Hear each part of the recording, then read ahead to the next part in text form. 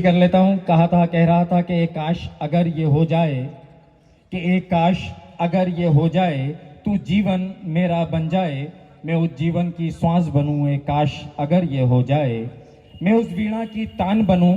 एक काश अगर ये हो जाए, मैं पायल तेरी बन जाऊं, तू उस पायल की झनकार बने। एक काश अगर ये हो जाए, तू काले काले मेघ बने, मैं उन मेघों का नीर बनूं। एक काश अगर ये हो जाए, वो मुझ में बस यूं खो जाए, कि वो मुझ में बस यूं खो जाए। वो राग बने मैं गीत बनूं, वो हृदय मेरा बन जाए, मैं उस हृदय की पीर बनूं। एक काश अगर ये हो जाए, तो जीवन मेरा बन जाए, मैं उस जीवन की श्वास बनूं। एक काश अगर ये हो जाए। अब ये मत पूछेगा कि हुआ या नहीं हुआ। ऊपर वाले ने, अल्लाह ने बहुत नवाजा। मतलब हम कहते हैं कि जब ऊपर वाला आपको आपकी योग्यता से ज्यादा देता है, मैं हमेशा बिलीव करता हूं इस बात के अंदर, मेरा मतलब यकीन है इस बात के अंदर कि ऊपर वाले ने मुझे मेरी योग्यता से, मेरी काबिलियत से ज्यादा दिया। मुझसे ज्यादा बेहतर काबिल लोग पड़े होंगे इस दुनिया के अंदर, लेकिन भर भर के दिया हर चीज के अंदर। मतलब मुझ पे वो मोहब्बत लुटाई, मेरे माँ बाप की दुआएं थी, मेरे दोस्तों का साथ था। इस 23 साल की जर्नी के अंदर मैंने जहां पढ़ाया, उस मकान मालिक ने वो बिल्डिंग खाली नहीं कराई। मैं गलती से अगर बोल देता हूं कि ये बिल्डिंग खाली करना है, तो वो बिल्डिंग खाली नहीं कराई। जो एक बार फैकल्टी में मेरे साथ जुड़ा, वो फैकल्टी छोड़ नहीं पाई।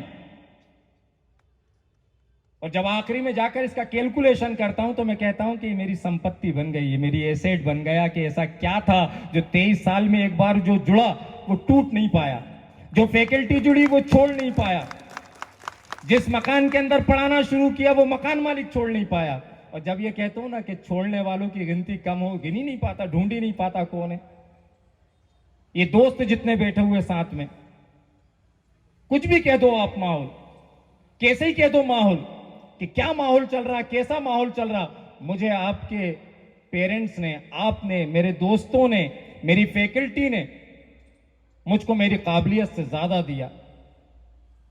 और जब हम कहते हैं कि काबिलियत से ज्यादा दिया, तो वो मिलता ज्यादा कब है? केवल आपकी प्रार्थनाओं से, केवल आपकी दुआओं से। और एक ही दुआ करूंगा कि ये सेशन छोड़ दो, ये साल छोड़ दो, ये सत्र छोड़ दो, लेकिन जब जब ऊपर वाले को याद करो और किसी के लिए कुछ मांगो, तो अपनी दुआओं के अंदर, अपनी प्रार्थनाओं के अंदर एक बार थोड़ा सा फेवर मांग रहा हूं कि अपनी दुआओं के अंदर, अपनी प्रार्थनाओं के अंदर एक बार जो अपने इष्ट को मानता हो, जो जिसको मानता हो, अपनी दुआओं के अंदर, अपनी प्रार्थनाओं के अंदर एक बार जो था वो जरूर याद रखना। या हाथ जोड़कर जो था वो आपसे गुजारिश है, प्रार्थना है कि अपनी दुआओं और प्रार्थनाओं के अंदर हम जैसे आपके टीचर्स और हमको जो था वो, क्योंकि आपकी दुआएं हमें आज तक यहाँ तक लेकर जो था वो आ पाई।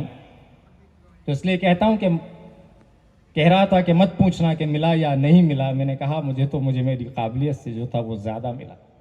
कहते हैं कि जाने किस दिल से मुझे उसने भुलाया होगा, कि जाने किस दिल से मुझे उसने भुलाया होगा, क्या मेरा रूठा प्यार उसे याद ना आया होगा। कि जाने किस दिल से मुझे उसने भुला, हाँ मैंने जब शुरू किया तो 10th पढ़ाना शुरू किया था, उसी के बारे में बात कर रहा हूं। तो 10th याद तो करती होगी जो था वो 10th बोर्ड जो था वो कभी कभी याद तो करती होगी। कि जाने किस दिल से मुझे उसने भुलाया होगा, क्या मेरा रूठा प्यार उसे याद ना आया होगा। मैं वही हूं जिसे उसने कहा जाने गजल, मैं वही हूं जिसे उसने कहा जाने गजल, मैं वही हूं जिसे उसने कहा जाने गजल, मेरी चौखट पे नजर आया उसे ताजमहल। जाने किस दिल से उसने मुझे भुलाया होगा, क्या मेरा रूठा प्यार याद ना आया होगा। मैं वही जिसे उसने कहा जाने गजल, मेरी चौखट पे तो नजर आया उसे ताजमहल। क्या खबर थी कि हालात बदल जाएंगे, क्या खबर थी कि मशकूर तेरे हालात बदल जाएंगे, वक्त के साथ ख्यालात बदल जाएंगे, अपने ख्यालों का महल जो उसने ढाया होगा। क्या खबर थी कि हालात बदल जाएंगे, वक्त के साथ ख्यालात बदल जाएंगे, अपने ख्यालों का महल जो उसने ढाया होगा, क्या मेरा सब्र वाला प्यार उसे याद ना आया होगा। और माने कि न मेरे घर बारात आई, न मेहंदी रची, वो घर ही आंगन ही कोई और था जहां धूम मची। ना मेरे घर बारात आई, ना मेहंदी रची, वो कोई और ही आंगन था जहां धूम मची। जब वो मंसूब दुआ हुई होगी किसी और के साथ, जब वो मंसूब दुआ हुई होगी किसी और के साथ, हयात देखती होगी उसे बड़े गौर के साथ। जब वो मंसूब दुआ हुई होगी किसी और के साथ, यकीन मानो हयात देखती होगी उसे बड़े गौर के साथ। जब उसने सर को नजाकत से उठाया होगा, क्या मेरा प्यार उसे याद ना आया होगा। चलिए ये खत्म करते हैं चैप्टर को जो था, कहीं ऐसा ना हो कि पेज उधड़ते उधड़ते जो था वो पूरी किताब जो था वो उधड़ जाए, पूरी किताब जो था वो खुल जाए। तो बंद करते हैं इस किताब को यहीं पर और बुशरा को के पास जाता हूं दोबारा। आज हमारे बीच में हमारे कुछ गेस्ट जो अभी बचे हुए थे हमारे बीच में, एजुकेशन उसमें बहुत कम समय के अंदर जिन्होंने नाम कमाया उनमें से एक है एनडीसी के डायरेक्टर मोहम्मद शोएब सर। मेरे बहुत पुराने साथियों के अंदर जहां पर पल पल पग पग जिन्होंने साथ दिया, जिन्होंने मार्गदर्शन दिया, जिन्होंने बताया कि मशकूर कब क्या ना करो, कब कैसा ना करो, हमेशा एक बड़े भाई जैसा साथ जिन्होंने दिया, Diwakar Sharma sir. Diwakar Sharma accounts classes जानते हैं आप, भोपाल में एक जाना पहचाना नाम, वो हमारे बीच हैं। और जिस तरह जब बुशरा का नाम लेता हूं, आशीष का नाम लेता हूं, अरविंद सर का नाम लेता हूं, उसी कड़ी के अंदर एक नाम हो, ये सब मेरे स्टूडेंट भी हैं। आज मेरे से कंधा मिलाकर मेरे आगे चलते हैं, मैं इनके पीछे चलता हूं, ये मुझे रास्ता बताते हैं और उस रास्ते को जो था मैं फॉलो करता हूं। तो उसी कड़ी के अंदर एक नाम और जुड़ता है आशुतोष का, ये भी मेरा ही स्टूडेंट आपके साथ का। और एक बात कहता हूं आपसे, आपको लगेगा कि स्टूडेंट्स की इतनी बड़ी फौज, आपके लिए भी एक खुला ऑफर है कि जब आपको लगे कि आपको इस फील्ड के अंदर जो था वो आना है, मुझे कोई फर्क नहीं पड़ता किसी भी तरह से। कई बार होता है कि वो कहता है कोई एक कोचिंग खोल लेगा, आप भोपाल के अंदर आधे पढ़ाने वाले गिनोगे, चाहे वो फिजिक्स में हो चाहे वो केमिस्ट्री के अंदर हो, तो यहाँ बैठे नायक सर हो, यहाँ बैठे दिवाकर सर हो, यहाँ या मैं यहाँ पर आपके बीच में मशकूर सर हो, आप पूछोगे तो ये 2-4 लोग पढ़ेंगे कि इन्होंने पढ़ाया और ये मिला।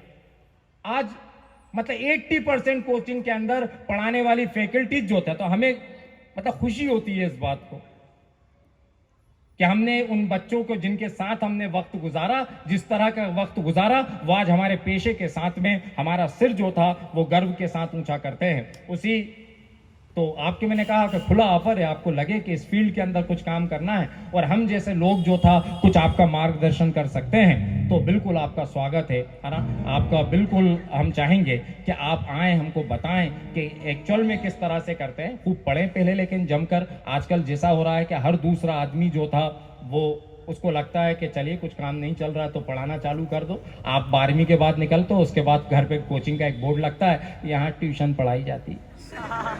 अभी अभी आपने 6ठी पास ही करी थी, 6th पास ही करी थी, आपके घर पे एक बड़ा सा ग्लो साइन बोर्ड लगा हुआ है, यहाँ पर 5वीं तक ट्यूशन दी जाती है।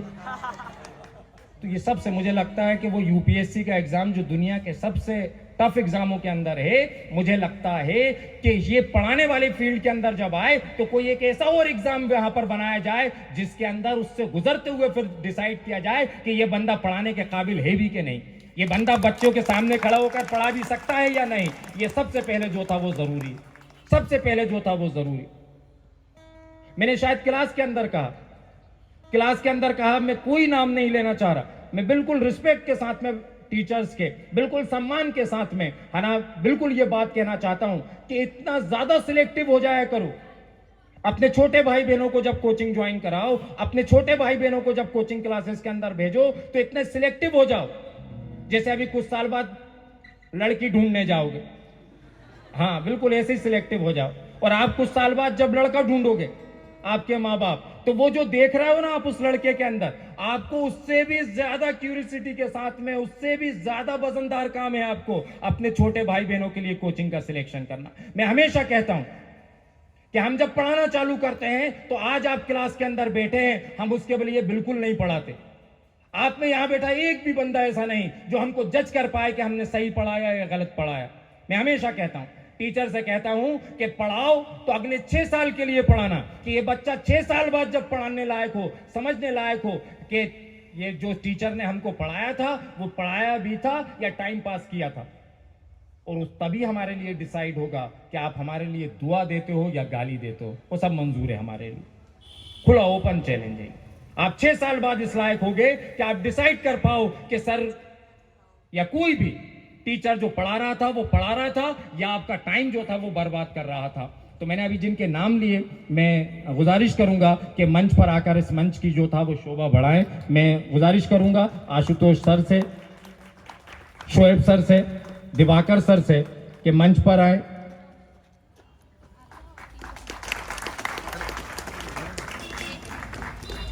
नायक सर से निवेदन करूंगा कि वो मंच पर आकर दिवाकर सर का श्रीफल और शाल के